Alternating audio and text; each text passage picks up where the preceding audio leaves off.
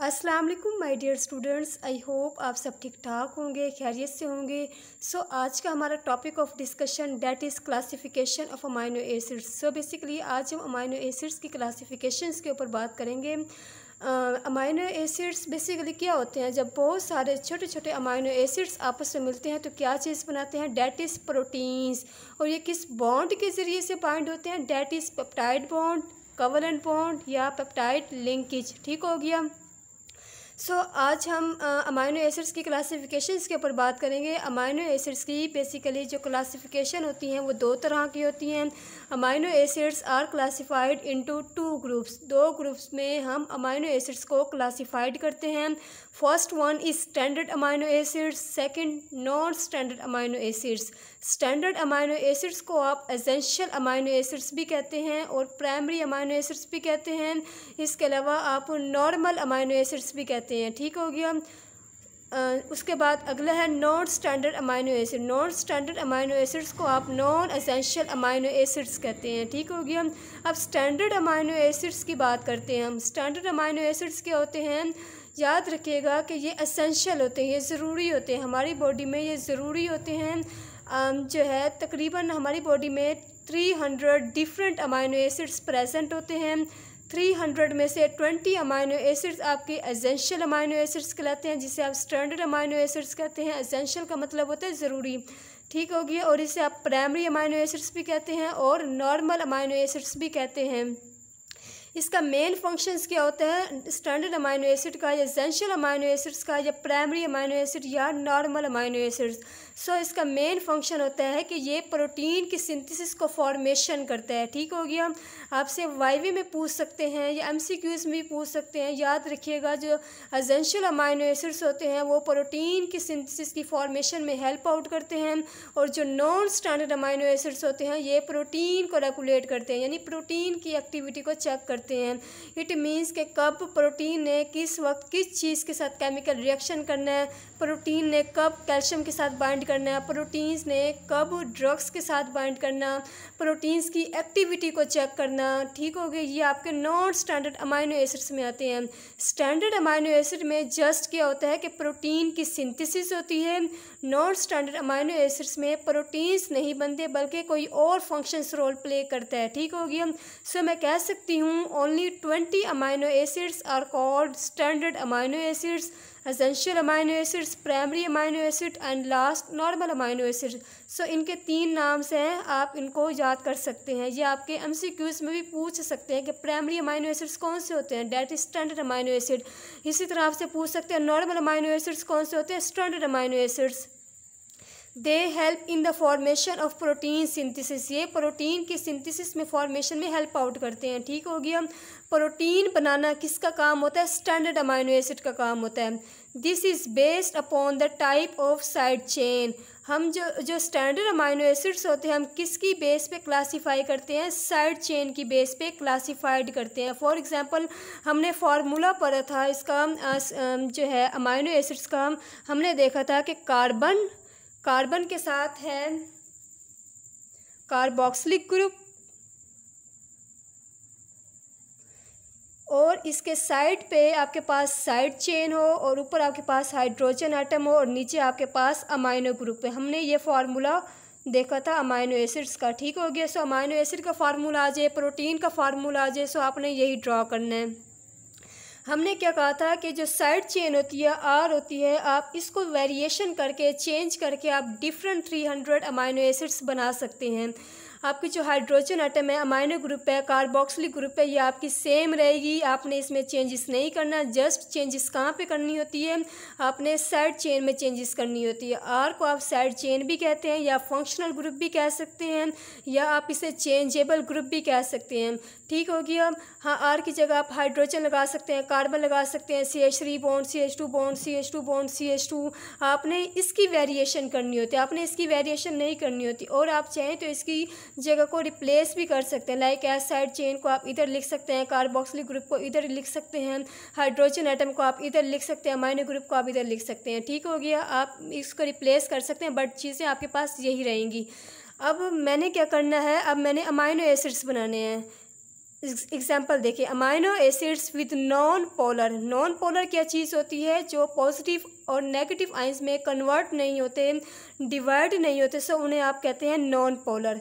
उसके बाद है एलिफैटिक। एलिफैटिक क्या चीज़ होती है? जो स्ट्रेट होती है, लीनियर होती है, सीधी होती है, यानी साइड चेन के ऊपर नीचे आपके पास कोई चीज़ नहीं होती, जस्ट वो लीनियर होती है, स्ट्रेट होती है। ठीक हो गया। ऐसे कौन से अमाइनो एसिड्स होते हैं जो कि नॉन पोलर हों और एलिफैटिक हो? सो आपसे एमसीक्यूज़ में पूछ सकते हैं। वो अमाइनो एसिड जो कि नॉन पोलर होते हैं, एलिफैटिक होते हैं, like S glycine, alanine, valine, leucine, isoleucine. ये आपने एग्जांपल्स, ये इसकी एग्जांपल्स हैं non polar aliphatic side chain की। आपसे पूछ सकते हैं कि आप जो है कौन से अमाइनो एसिड है जो कि नॉन पोलर हो और एलिफैटिक साइड चेन हो, फिर आपने इनके नाम बताने हैं। आप इसको चेंज करके आप जो है डिफरेंट तरह के अमाइनो एसिड्स बना सकते हैं। ठीक हो गया। ग्लाइसिन बनाना है तो आप आर की जगह वेरिएशन करके हाइड्रोजन लगाएंगे तो क्या चीज़ बन जाएगी? आपकी ग्लाइसिन बन जाएगी। इसी तरह आप आर की जगह CH3 लगा दो तो क्या चीज़ बन जाएगी? That is alanine. इसी तरह से आप जो है डिफरेंट तरह के अमाइनो एसिड्स बना सकते हैं। ठीक हो गया। अब अगली टाइप देखते हैं।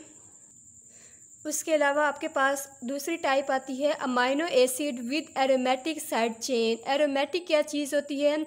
ऐसे कंपाउंड जो एरोमेटिक हो, एरोमेटिक से मुराद जिसकी स्मेल हो, कोई ख़ास स्मेल हो, ऐसे अमाइनो एसिड जिसकी स्मेल होती है। सो आपने साइड चेन को चेंज करना है। सो फिर आपके पास क्या चीज़ें होंगी? Phenyl alanine, tyrosine, tryptophan. आपसे पूछ सकते हैं कि ऐसे कौन से अमाइनो एसिड्स होते हैं जिनके साइड चेन पे एरोमेटिक हो, एरोमा हो। सो फिर आप कह सकते हैं like as phenyl alanine, tyrosine, tryptophan. ठीक हो गया। अब मैं डिफरेंस बताती हूँ।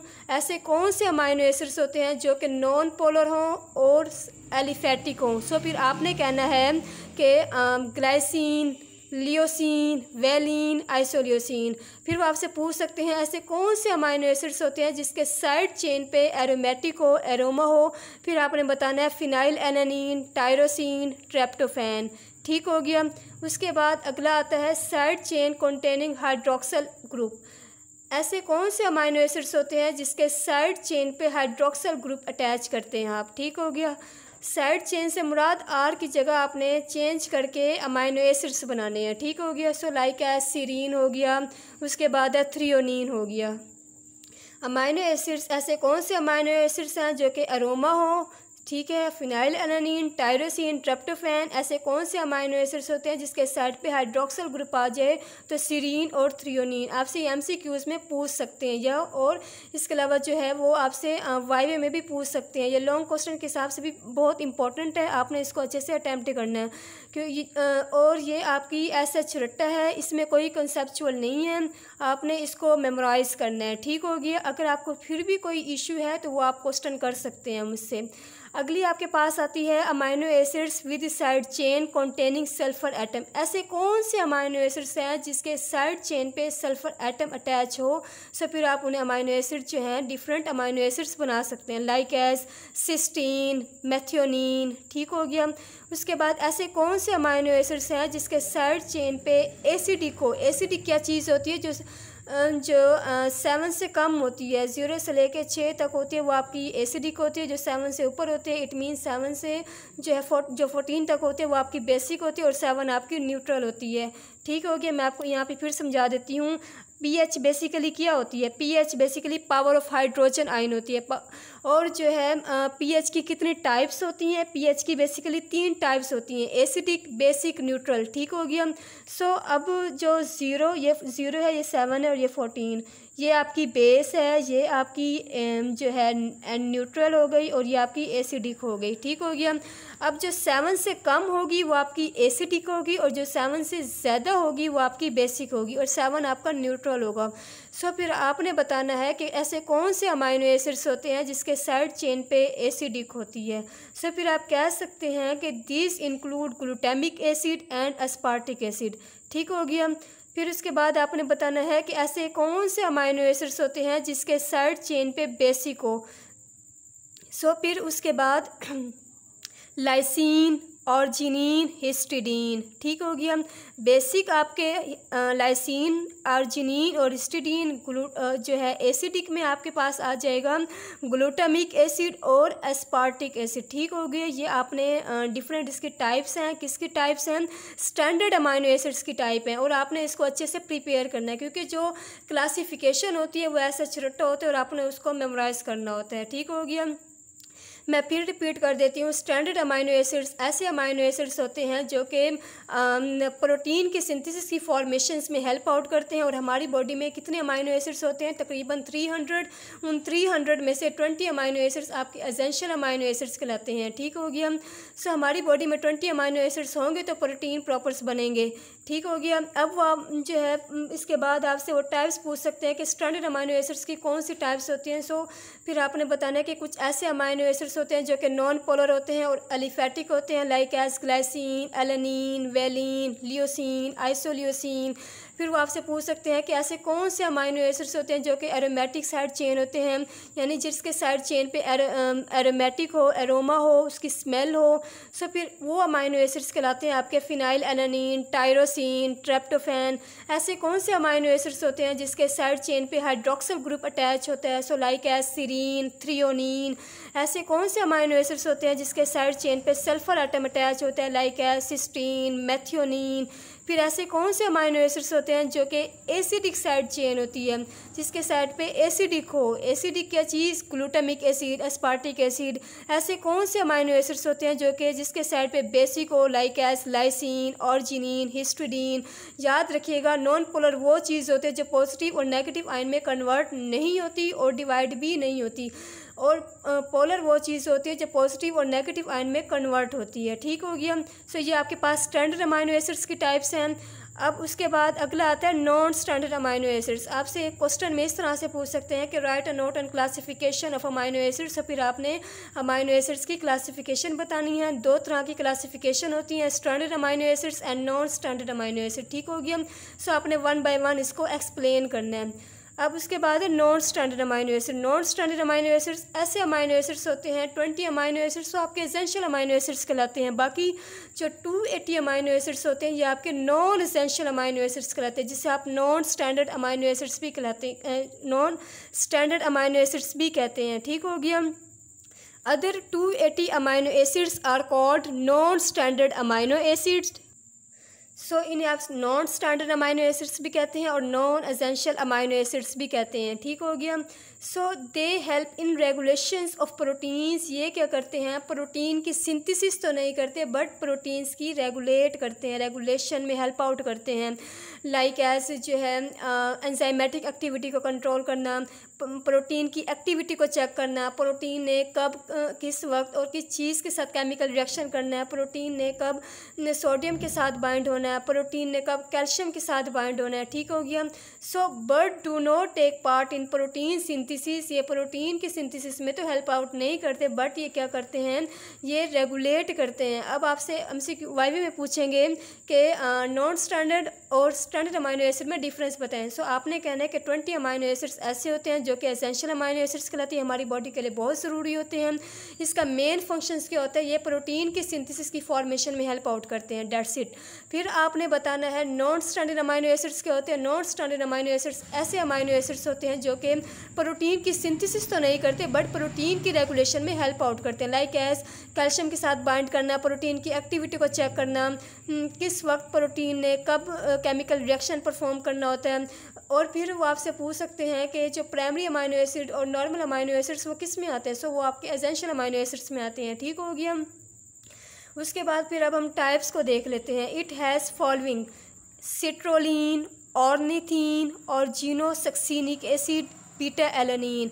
आप देख सकते हैं जो हमने स्टैंडर्ड अमाइनो एसिड्स की टाइप्स पढ़ी थी वो आसान है और स्मॉल होती हैं, लाइक एज हमने पढ़ा glutamic acid, aspartic acid, glycine, leucine, isoleucine, वेलियोनिन, वेलिन हो गया, टायरोसिन, ट्रेप्टोफैन, ये आसान है। अब इनके नाम भी बड़े हैं और थोड़े टफ हैं। सो आप देख सकते हैं सिट्रोलिन, ऑर्निथिन, ये भी एक डिफरेंस है, और जीनोसक्सिनिक एसिड, बीटा एलेनिन। उसके बाद है गामा अमाइनो ब्यूटेरिक एसिड, गाबा जिसे आप कहते हैं, ठीक है। गाबा की एब्रीविएशन क्या चीज़ होती है, ये MCQs में पूछते हैं कि गाबा क्या है। गामा, ए से अमाइनो, बी से ब्यूटेरिक, ए से acid, gamma amino butyric acid. It occurred in brain and other tissues. It has an important physiological role as neurotransmitter. ठीक हो गया। फिजियोलॉजिकल क्या चीज़ होती है, जो हमारी बॉडी में फंक्शंस रोल प्ले करते हैं, सो उन्हें आप फिजियोलॉजिकल कहते हैं। हमारे जो है ब्रेन के अंदर एक केमिकल होता है जिसे आप न्यूरोट्रांसमीटर कहते हैं। न्यूरोट्रांसमीटर क्या होता है कि ये न्यूरॉन्स को मैसेज देती है, एक जगह से दूसरी जगह ट्रांसफ़र करने का काम आती है। सो याद रखिएगा कि जितना ज़्यादा गाबा का लेवल होगा उतना ब्रेन सुकून में आएगा। सो जो लोग डिप्रेशन के मरीज़ होते हैं, या वो लोग जो परेशान रहते हैं, जिन्हें नींद नहीं आती प्रॉपर, जो है एंग्जाइटी में रहते हैं, सो क्या होता है फिर हमारी बॉडी में जो है वो ज़रूरत से ज़्यादा गाबा का लेवल इंक्रीज़ हुआ होता है। फिर क्या करना पड़ता है कि उसको जो है इस कंडीशन से नॉर्मल लाने के लिए गाबा का लेवल कम करना पड़ता है। सो इसमें एक ऐसा भी केमिकल, एक कंडीशन ऐसी भी होती है कि आपको रात को नींद नहीं आती, प्रॉपर सुकून नहीं मिलता। सो फिर हम क्या करते हैं कि उनको प्रॉपर मेडिसिन देनी पड़ती है ताकि बॉडी के अंदर गाबा के लेवल को बढ़ा सके, इंक्रीज़ कर सके। जब बॉडी में गाबा का लेवल बढ़ जाता है तो बॉडी सुकून में आ जाता है। सो नींद फिर आना शुरू हो जाती है। सो मोस्टली हम जो है सिडेटिव, नारकोटिक, जो सुकून आवर अद्वियात होती हैं, उनका मैकेनिज़्म ऑफ एक्शन क्या होता है, वो बॉडी में जाके गाबा के लेवल को बढ़ा देती है। और आप देख सकते हैं कि ये प्रोटीन की सिंथेसिस तो नहीं कर रहे, बल्कि ये क्या कर रहे हैं, जो है ये प्रोटीन तो नहीं बना रहे, यानी प्रोटीन की सिंथेसिस तो नहीं कर रहे, बल्कि आपकी बॉडी में ये या ब्रेन में सुकून प्रोड्यूस कर रहे हैं। ठीक हो गया। सो प्रोटीन की सिंथेसिस करना किसका काम है, एसेंशियल अमाइनो एसिड्स, और जो है प्रोटीन्स को रेगुलेट करना, प्रोटीन्स की एक्टिविटी को चेक करना, ये आपका नॉन स्ट्रैंडेड अमाइनो एसिड्स होते हैं। सो मैं कह सकती हूँ it occurred in brain and other tissues. It has an important physiological role as neurotransmitter. Neurotransmitter का भी इंपॉर्टेंट रोल होता है। ये क्या होता है, न्यूरोट्रांसमीटर बेसिकली हमारे ब्रेन के अंदर गाबा के लेवल को बढ़ा देता है ताकि हमारे जो ब्रेन है वो सुकून में आ जाए। सो अगर बॉडी में गाबा का लेवल कम हो जाता है, सो फिर हम क्या करते हैं, हम बाहर से मेडिसिन देते हैं ताकि गाबा का लेवल इंक्रीज़ हो और जो है ब्रेन सुकून में आ जाए। सो आप खुद देख रहे हैं कि इसमें प्रोटीन की हम सिंथेसिस नहीं कर रहे, बल्कि कोई और फंक्शन प्ले हो रहा है बॉडी में। ये बाहर जो है ब्रेन को सुकून प्रोड्यूस कर रहा है। ठीक हो गया। सो अगला आपके पास है डाईहाइड्रोक्सी फिनाइल एलेनिन। ठीक हो गया। It is formed in tissues during the metabolism of phenyl alanine and tyrosine. L-DOPA is being used in treating Parkinsonism as in the brain. It gives rise to dopamine, which is a neurotransmitter. इसमें जो कुछ compounds ऐसे होते हैं जो पूरे का पूरा स्ट्रक्चर तो सेम होता है, बट कुछ डिफरेंस होता है कि कुछ आपकी लेफ़्ट साइड पे होता है और कुछ राइट साइड पे। आपको याद होगा हमने कार्बोहाइड्रेट्स का स्ट्रक्चर को ड्रा किया था, जो ग्लूकोज और फ्रक्टोज का स्ट्रक्चर देखा था हमने, साइक्लिक स्ट्रक्चर में भी देखा था, और हमने जो है एलिफेटिक स्ट्रक्चर में भी हमने इसको देखा था। सो आपने एक चीज़ पढ़ी होगी, जो है डेक्स्ट्रो और लीवो। डेक्स्ट्रो और लीवो क्या चीज़ होती है, ये बेसिकली मिरर इमेज होते हैं। जब आप शीशे में देखते हैं अपने आप को, तो आपका राइट वाला लेफ़्ट लगता है और लेफ़्ट वाला आपको राइट लगता है। ठीक हो गया।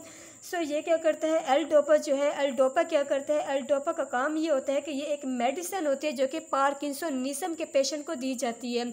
हमारे ब्रेन के अंदर एक केमिकल या न्यूरोलॉजिकल डिसऑर्डर होता है जिसका नाम है डोपामाइन। सो इसका लेवल कम हो जाता है, जिसकी वजह से क्या होता है, पेशेंट्स की बॉडी में झटके आते हैं, उसके हाथ में इस तरह से शिवरिंग होती है। फिर उसके अलावा जो है ग्रिपिंग पावर कम हो जाती है, आप चलने लगते हैं तो ज़मीन में आपका बैलेंस नहीं रहता है। So that is parkinsonism. ये बहुत सीवियर डिजीज़ होती है जो कि आपकी बॉडी का ग्रिपिंग पावर जो है वो ख़राब हो जाता है। सो फिर जो है हम क्या करते हैं, जो है ये आपसे पूछ सकते हैं कि ये क्यों सीवियर डिजीज़ होती है, क्योंकि इसमें ग्रिपिंग पावर जो है वो कम हो जाती है। क्यों कम होती है? क्योंकि जो ब्रेन के अंदर जो न्यूरोट्रांसमीटर है जिसका नाम है डोपामाइन, इसकी मिकदार, इसकी जो क्वांटिटी होती है वो कम हो जाती है। सो फिर हम क्या करते हैं, हम बाहर से डोपामाइन लगा देते हैं। किस शक्ल में? डेट इज़ मेडिसिन की शक्ल में हम इसको जो है देते हैं। एल डोपा जब हम एल डोपा देते हैं तो फिर ये डोपामाइन में कन्वर्ट हो जाते हैं और बॉडी में डोपामाइन का लेवल बढ़ जाता है। सो लिहाजा फिर ब्रेन में पार्किंसोनिज्म जो थी वो ठीक हो जाती है। ठीक हो गई। सो बेसिकली हम पार्किंसोनिज्म के ट्रीटमेंट के लिए हम एल डोपा का यूज़ करते हैं। ठीक हो गया। सो आपसे ये पूछ सकते हैं MCQ इसमें कि डोपा जो है पार्किंसोनिज्म क्या चीज़ होती है? ये बेसिकली सीवियर डिजीज़ होती है। इसमें क्या होता है कि आपका ग्रिपिंग पावर जो है वो ख़राब हो जाता है, कम हो जाता है, आपको झटके आते हैं, आप अपने आप को कंट्रोल नहीं कर पाते, बैलेंस नहीं कर पाते, आपकी बॉडी शिवरिंग में रहती है। ठीक हो गया। सो आपने ये बताना है। उसके बाद आपके पास आता है अगली टाइप्स, होमोसिस्टीन। होमोसिस्टीन क्या होता है? होमोसिस्टीन बेसिकली ये ब्रेक डाउन होता है। हमारी बॉडी में विटामिन B9 और B12 की ज़रूरत होती है। जब विटामिन B9 और B12 आते हैं तो वो होमोसिस्टीन की ब्रेक डाउन करते हैं। ब्रेक डाउन करने के बाद एज ए रिज़ल्ट हमारी बॉडी को एनर्जी मिलती है। सो नॉर्मली तौर पर क्या होता है कि अगर विटामिन्स की कमी हो जाए, विटामिन B9 और B12 की कमी हो जाए तो फिर क्या होता है कि होमोसिस्टीन को तोड़ने के लिए कोई चीज़ भी नहीं होती। तो फिर एज ए रिज़ल्ट क्या होगा कि होमोसिस्टीन का लेवल इंक्रीज़ हो जाएगा। ठीक हो गया। फिर जब आप अपना टेस्ट करवाएंगे तो टेस्ट में ये इंडिकेट होगा कि जो होमोसिस्टीन का लेवल है वो इंक्रीज़ है। क्यों इंक्रीज़ हुआ है? क्योंकि जो है हमारी बॉडी में विटामिन्स की कमी हो गई है। सो फिर हम क्या करेंगे, हम बाहर से विटामिन्स के सप्लीमेंट्स लेंगे। सप्लीमेंट्स लेने के बाद फिर जो हमारा होमोसिस्टीन का जो लेवल होगा वो क्या होगा, मेंटेन हो जाएगा। ठीक हो गया। उसके बाद है आयोडीनेटेड अमाइनो एसिड्स। आपके 4 तरह के अमाइनो एसिड्स होते हैं, like as these are mono iodotyrosine. Mono का मतलब होता है 1, डाई का मतलब 2, ट्राई का मतलब 3 और टेट्रा का मतलब होता है 4। So these are mono iodotyrosine, di iodotyrosine, tri iodothyronine and tetra iodothyronine. ठीक हो गया। जो T3 और T4 होते हैं ये क्या होते हैं, ये जो है थायराइड ग्लैंड में प्रोड्यूस होते हैं। थायराइड ग्लैंड कहाँ पे होता है? ये गले के सामने वाले हिस्से, जो गले के सामने वाला हिस्सा होता है, पार्ट होते हैं, ये वहाँ पे प्रेजेंट होते हैं। जो ग्लैंड्स होते हैं, ग्लैंड्स क्या करते हैं, बेसिकली हार्मोन सिक्रीट करते हैं। कौन से हार्मोन सिक्रीट करते हैं? आपके जो है 3 तरह के हार्मोन सिक्रीट करते हैं, लाइक एज T3 जिसे आप कहते हैं ट्राई आइडियोथायरोनिन, T4 जिसे आप टेट्रा आइडियोथायरोनिन कहते हैं, और इसके अलावा कैल्सिटोनिन। T3 T4 जो ये क्या करते हैं, ये आप हमारी बॉडी में आयोडीन को मेंटेन करते हैं। ठीक हो गया। ये हमारी बॉडी में आयोडीन का मेंटेन करते हैं। अगर बॉडी में T3 T4 की कमी हो जाती है तो फिर क्या होता है, फिर हमें ग्वाइटर होता है, गिलर हो जाता है। ठीक हो गया, जिसे आप गिलर कहते हैं। ये आपसे पूछ सकते हैं वाइवे में कि जो T3 T4 होते हैं ये बेसिकली हमारी बॉडी में आयोडीन का मेंटेन करते हैं। अमाइनो एसिड्स में आपके पास 4 तरह के आते हैं, like as mono iodothyronine, iodotyrosine, di iodotyrosine, tri iodothyronine, T3 T4। ठीक है, कैल्सिटोनिन भी लिख सकते हैं लेकिन इसमें मेंशन नहीं है बुक में, सो फिर आपने जस्ट ये लिखना है। ठीक हो गया। हमने आज जो टॉपिक डिस्कस किया that is classification of amino acids. हमने देखा कि अमाइनो एसिड्स की 2 तरह की क्लासिफिकेशन होती है। फर्स्ट क्लासिफिकेशन आपके पास है standard amino acid. Standard amino acids ऐसे अमाइनो एसिड्स होते हैं जो कि एसेंशियल होते हैं, ज़रूरी होते हैं। 20 अमाइनो एसिड्स हमारी बॉडी में प्रेजेंट होते हैं और इसका मेन फंक्शंस क्या होते हैं, ये प्रोटीन्स की सिंथेसिस में हेल्प आउट करते हैं। उसके बाद हमने स्टैंडर्ड अमाइनो एसिड्स की टाइप्स देखी, ऐसे कौन से अमाइनो एसिड्स होते हैं जो कि नॉन पोलर हो, एलिफेटिक हो, उसके अलावा एरोमेटिक होते हैं, कौन से अमाइनो एसिड्स जो होते हैं जो एरोमेटिक हों। फिर हमने उसके बाद हमने देखा कि नॉन स्टैंडर्ड अमाइनो एसिड्स ऐसे अमाइनो एसिड्स कहलाते हैं जो कि नॉन स्टैंडर्ड होते हैं, नॉन एसेंशियल। अगर हमारी बॉडी में ये ना भी हो तो अभी कोई फ़र्क नहीं पड़ता। ठीक हो गया। 280 अमाइनो एसिड्स आपके नॉन एसेंशियल अमाइनो एसिड्स कहलाते हैं। आपसे पूछ सकते हैं कि नॉन स्टैंडर्ड अमाइनो एसिड्स का मेन फंक्शंस क्या होता है, फिर आपने बताना है कि they help in regulations of protein. ये प्रोटीन के रेगुलेशंस में हेल्प करते हैं but do not take part in protein synthesis, लेकिन ये प्रोटीन की सिंथेसिस में हेल्प आउट नहीं करता। ठीक हो गया। सो फिर हमने इसकी टाइप्स देखी नॉन स्ट्रैंडेड अमाइनो एसिड्स की, लाइक सिट्रोलिन, ऑर्निथीन, ऑर्जिनोसक्सिनिक एसिड, उसके अलावा बीटा एलानिन हो गया, होमोसिस्टीन हो गया, डाई हाइड्रोक्सीफिनाइल एलानिन, जो है आयोडिनेटेड अमाइनो एसिड्स हो गए। सो आपने इसको इस तरह से कवर करना है। आपसे अलग से भी पूछ सकते हैं, इस तरह से पूछ सकते हैं कि राइट और not on standard amino acids. तो फिर आपने स्टैंडर्ड अमाइनो एसिड्स और उसकी टाइप्स बतानी है। फिर आपसे वो पूछ सकते हैं कि नॉन स्टैंडर्ड अमाइनो एसिड्स और इसको क्लासीफाई करने से फिर आपने इसको क्लासीफाई करना है। ठीक हो गया। सो अगर किसी का कोई क्वेश्चन है या किसी को कोई समझ नहीं है सो फिर आप मुझसे क्वेश्चन कर सकते हैं। मैं कोशिश करूँगी कि मैं आपको सेटिस्फैक्ट्री आंसर कर सकूँ। उम्मीद है कि आपको आज का लेक्चर समझ आ गया होगा। सो अगर आपको वीडियो पसंद आती है so please like this video and subscribe my channel. Thank you so much. अल्लाह हाफिज़।